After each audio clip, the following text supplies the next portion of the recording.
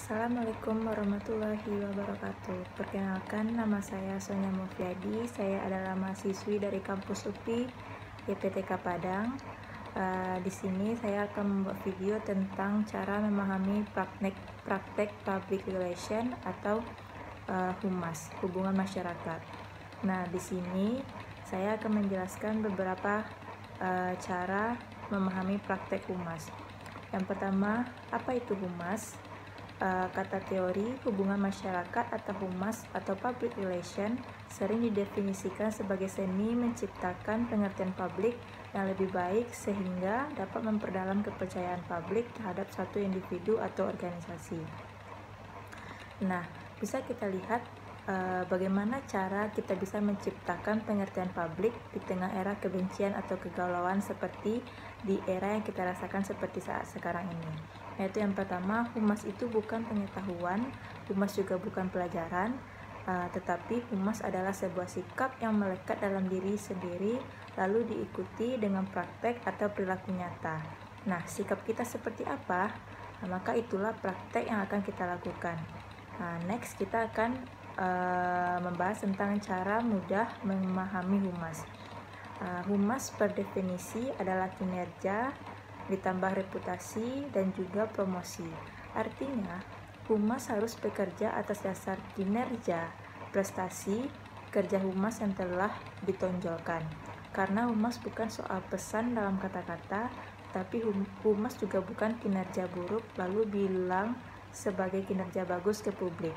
Jika kita bekerja dan memiliki kinerja bagus, maka modal dasar sebagai humas sudah cukup. Humas adalah kumpulan kinerja bagus dari waktu ke waktu, dari publik ke publik. Sekali lagi, humas adalah kinerja, hasil kerja yang bagus. Jadi, di sini bisa kita tekankan bahwa humas tidaklah pengetahuan ataupun pembelajaran, tetapi hubungan masyarakat adalah kerja kita, hasil kinerja yang menyangkut dari waktu ke waktu, dari publik ke publik. Humas adalah kinerja hasil kerja yang bagus. Harus diingat juga, tidak ada reputasi baik yang dihasilkan dari kinerja buruk. Begitupun dengan sebaliknya. Reputasi baik hanya dimiliki orang yang berkinerja baik dalam waktu tertentu dan dilakukan berulang secara konsisten.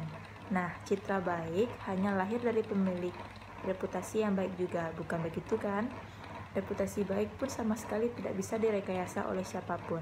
Nah, reputasi hanya bisa terjadi bila dilandasi oleh kinerja yang baik pula. Humas yang baik juga harus berani untuk mempromosikan kebaikan. Kita tentu tidak bisa bilang dari diri kita baik apabila orang lain tidak bilang seperti itu. Jadi kita tidak bisa membicarakan kebaikan kita kepada orang lain kalau misalnya orang lain tidak meyakini kalau kita memang mempunyai perilaku yang baik. Maka jelas sudah, humas harus diakhiri dengan promosi, mengatakan yang sesungguhnya dengan cara yang bahasa yang baik. Nah, kinerja baik pasti akan menghasilkan reputasi yang baik juga, maka sangat pantas seseorang itu jika memiliki reputasi yang baik untuk dipromosikan. Jadi, kita tidak perlu bilang orang lain jelek dan kita bagus, karena humas akan membuktikan siapa yang bagus dan siapa yang jelek. Jika bagus, maka akan bagus, jika jelek, maka akan jelek. Itu saja, maka fokuslah untuk menghasilkan kinerja yang bagus. Lanjut, lalu bagaimana bisa menjadikan humas punya kinerja baik, reputasi baik, dan promosi yang baik? Nah, di sini humas tidak bisa didekati secara akademis, karena humas adalah pekerjaan lapangan, harus terjun sebagai praktisi kehumasan. Kita kenal Johan Budi SP sebagai humas KPK dulu kan? Atau kita tahu Febri Diansyah sebagai humas KPK sekarang. Itu adalah contoh figur humas yang baik. Nah, apa artinya humas yang seperti itu? Humas yang baik, sekali lagi, basisnya kinerja baik, reputasi baik, dan promosi yang baik. Untuk bisa seperti itu, maka seorang humas harus tahu tentang medan di mana dia bertanding, siapa lawan dan siapa kawan. Tidak multitafsir. Bahkan, seorang humas harus dianggap kredibel, orang yang pantas menjalankan fungsi humas bila orangnya dianggap tidak kredibel. Nah, humas harus didukung kredibilitasnya. Lanjut, apakah seorang humas kredibel itu? ukurannya pasti terlihat seiring waktu berjalan, alamiah dan tidak bisa direkayasa.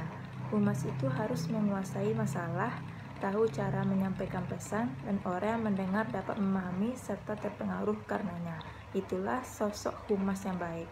Jadi, tidak usah berpikir rumit tentang humas, karena humas adalah kinerja kita, tambah reputasi kita, lalu kita akan dipromosikan. Nah, itulah cara praktek memahami praktek humas yang sebenarnya. Jika ada salah, saya mohon maaf. Terima kasih atas perhatiannya.